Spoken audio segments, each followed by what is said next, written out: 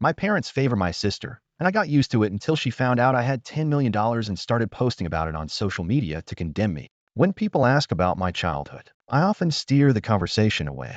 It wasn't that I had a terrible upbringing. I had food and a roof over my head, but it was far from ideal. My name is Gary. I'm 38 years old. When I was 8 years old, my world turned upside down. My sister Amanda was born prematurely. I remember my father rushing to the hospital in the middle of the night, while my Aunt Jennifer stayed with me. Everyone was anxious about the baby, and I was no exception. I didn't fully understand the complexities of premature birth, but I knew something was wrong. Amanda survived, but she was very fragile. Our home became a miniature hospital. My mother was constantly cleaning. The air was filled with a pungent smell of disinfectant. If I sneezed, my mother was never worried about me, but about Amanda.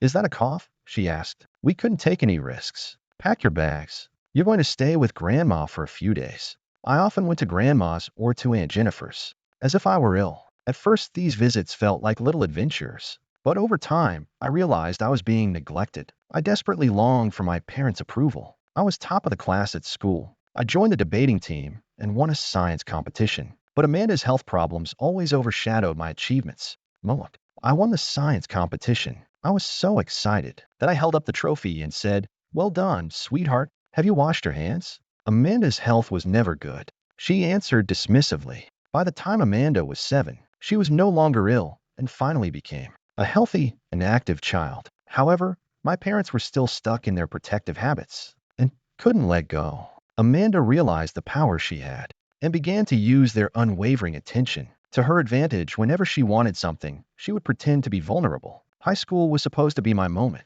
I studied hard and got good grades, and participated in various extracurricular activities. But Amanda's needs always took priority. One night, my science teacher informed my parents that I had won a science scholarship. "Gary is one of our brightest students," he praised, when my mother's phone rang. Amanda and the babysitter were at home, distracted. "What's wrong, dear?" Mom asked, concerned. Amanda sobbed into the receiver. "I can't find my favorite pen for homework Gary gave me. It's so ugly." And so it was. That moment was gone forever. My parents hurried home, no longer talking about my future, just to help Amanda find a pen. From then on, they completely stopped attending my school events. It was more convenient. They felt Amanda would be upset if she was left out. When I won the state debate championship, they didn't even show my trophy. Amanda didn't like seeing other people's awards. My mother explained that they were stuffed in a drawer. Attending college should have been a milestone worth celebrating. I had received a full scholarship to the state university, covering tuition and living expenses.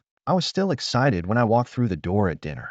Amanda barely looked up, just rolled her eyes and said, "I can finally move out. I'm turning your room into my playroom. I want 3 monitors and a streaming device." From that moment on, I started counting down the days until college. Those years flew by, and I spent as much time on campus as possible, using my home as a pit stop for the occasional meal. Amanda dominated the conversation. High school drama. At 23, I got my degree and a management position at John's. The salary wasn't enough to live a lavish lifestyle or eat expensive sushi, but I had my own house, and that was enough for me. One day, while browsing social media, an ad caught my eye. "Learn how to make your money work for you."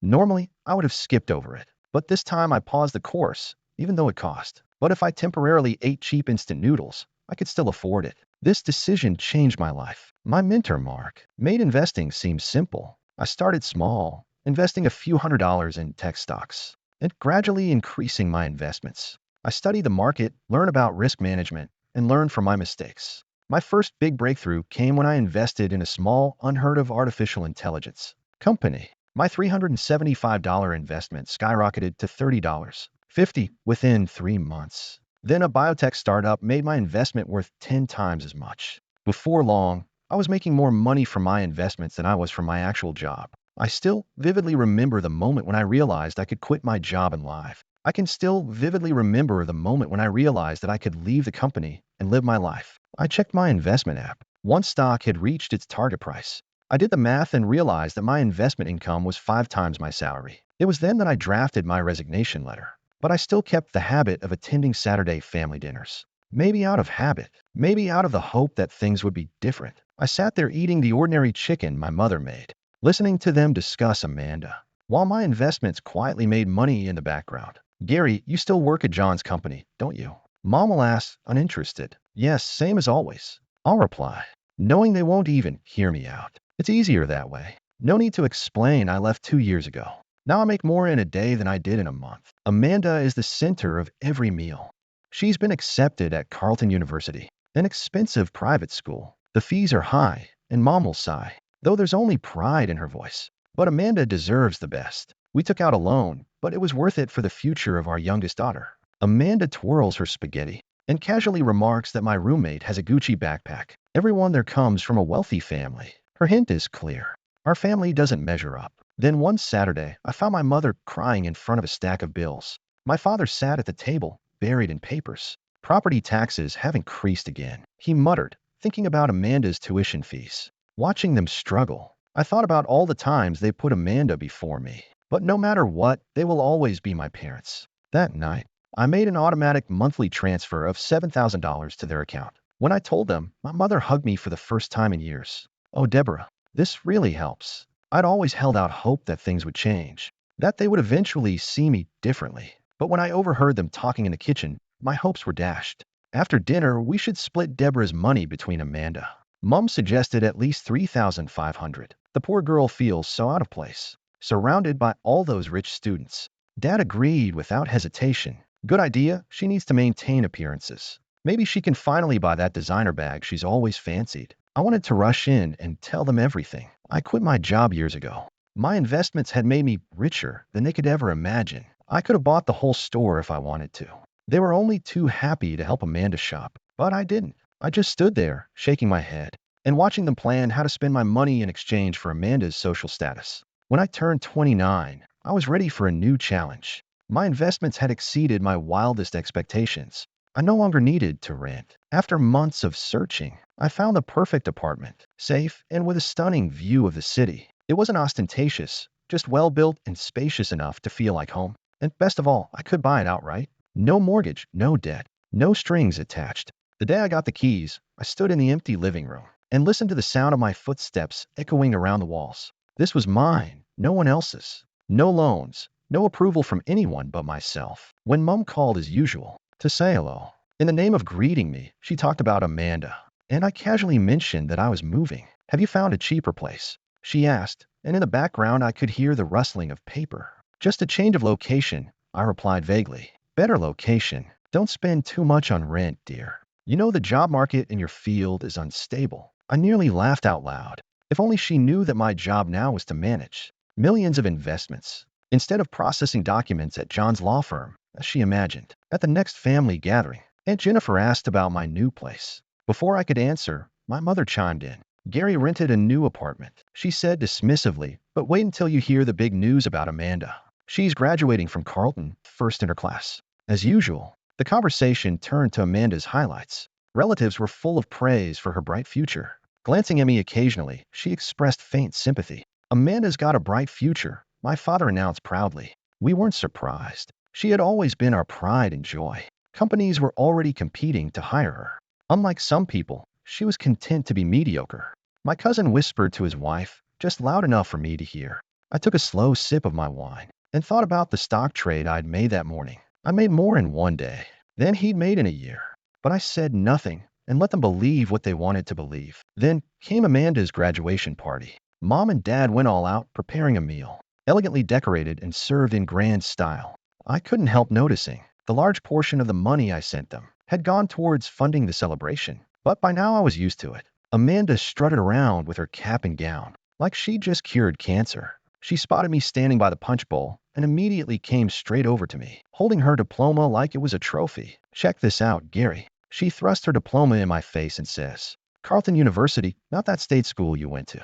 I've already got interviews lined up with top companies. I'm not going to end up doing paperwork like you. I take another swig of wine. Congratulations, Amanda. That's all you have to say.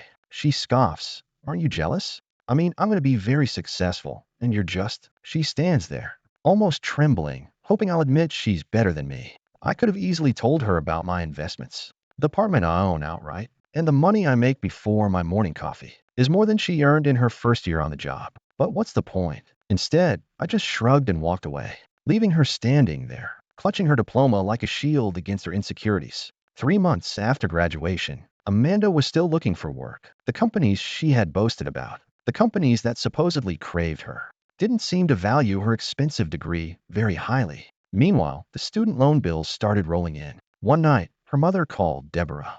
Do you have a minute to talk? I already know what's going to happen. Amanda's loan payments. She hesitated. Maybe she wanted to put more emphasis on it. Honey, this money is really stretching us. Add it to the other expenses. I hate even asking, but can you? How much do you need? I spoke up already knowing I would regret it. Okay. If you could bump up your monthly payment to $7,000, that would be a lifesaver.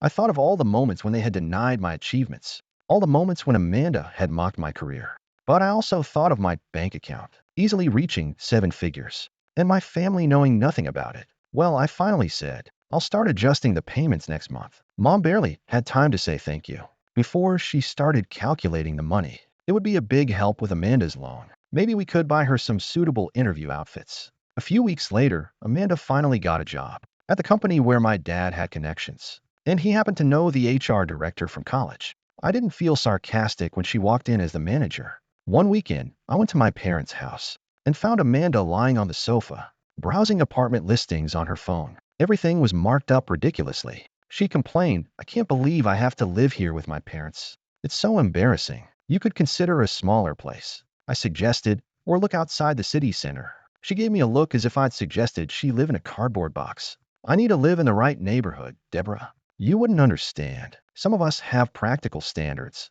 I glanced at our parents' modest living room. She was currently living there rent-free, but I chose to keep my thoughts to myself. She sighed and threw her phone aside. It's only temporary, unlike you. I won't be a manager forever. I have potential. Thanksgiving is almost here. Mom is in the middle of her usual crazy hospitality efforts. Every year she insists on doing everything herself, and that the kitchen is a mess. But this time is different. I don't know what to do. She lamented on the phone. The week before Thanksgiving, I twisted my back when I pulled Amanda's laundry out of the dryer. Now I can barely stand up. How am I supposed to cook for 20 people? Why won't you let me handle it? I suggest I could get the new restaurant downtown to provide everything. Mom's tone brightened immediately. You're such a good daughter. I don't know what we'd do without you. During the video call, I caught a glimpse of Amanda in the background, rolling her eyes in exasperation. Even the slightest praise from me was enough to ruin her good mood. Thanksgiving arrived just like any other family gathering. The food was delivered on time from the takeaway. I helped Mom set the table, while trying not to pay any attention to Amanda. About the store-bought stuffing, never compares to homemade. I brought my laptop, because the Asian stock market opens at dinner, and I have investments to monitor.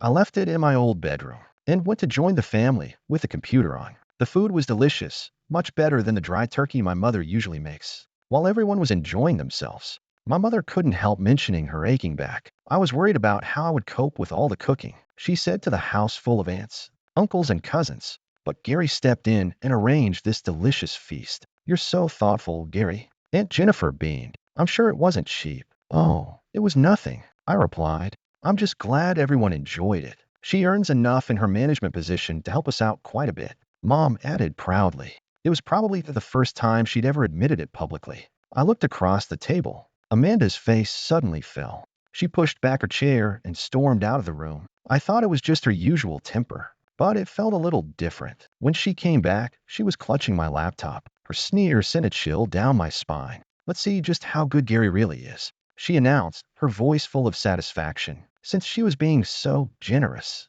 she wouldn't mind if I showed everyone her bank balance. It was time to expose her. What a fraud she really was. I jumped up from my seat. Amanda, no. But it was too late. She had already turned the laptop around. The banking app one had opened earlier was in full view. There was dead silence in the room. Amanda's expression contorted.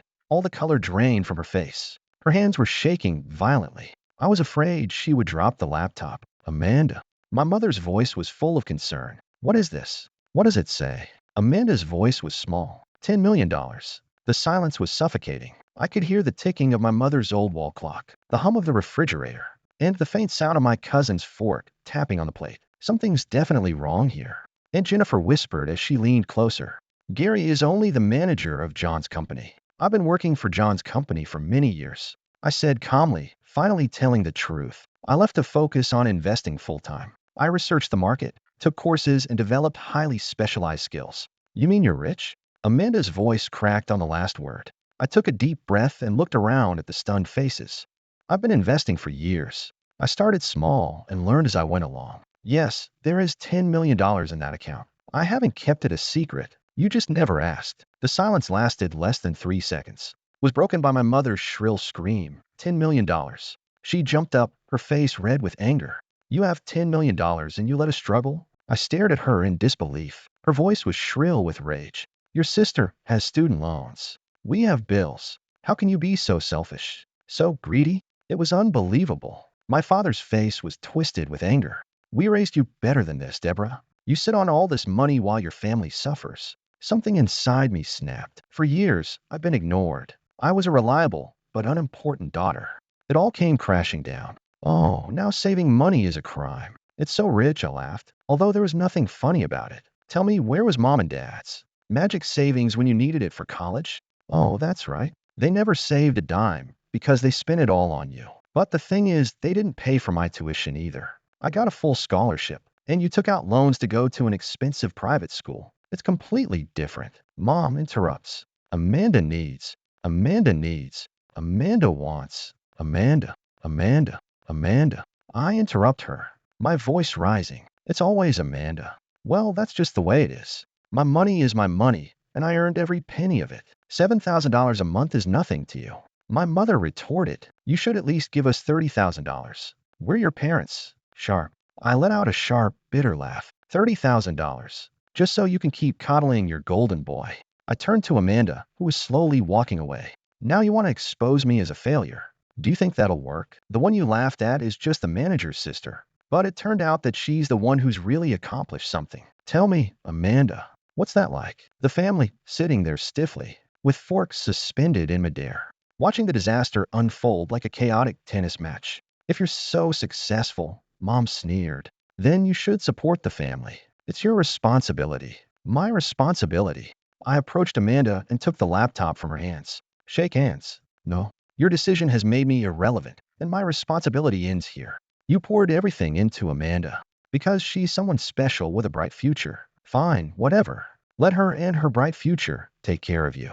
Aunt Jennifer tried to intervene. Maybe we should all just calm down. But it was too late. Mom and Dad were shouting. Their voices merged into a deafening storm of anger. Blame and entitlement. Amanda had already burst into tears. She would lose it when things didn't go her way.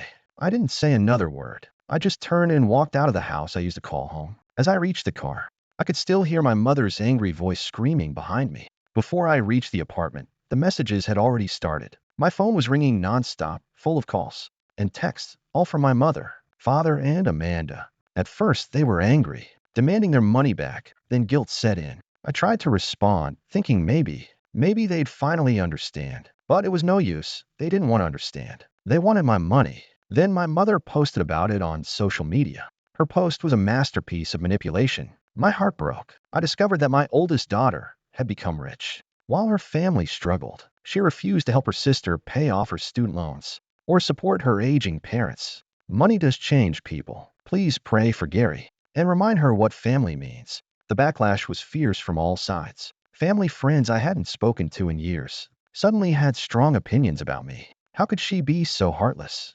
I always knew there was something wrong with her.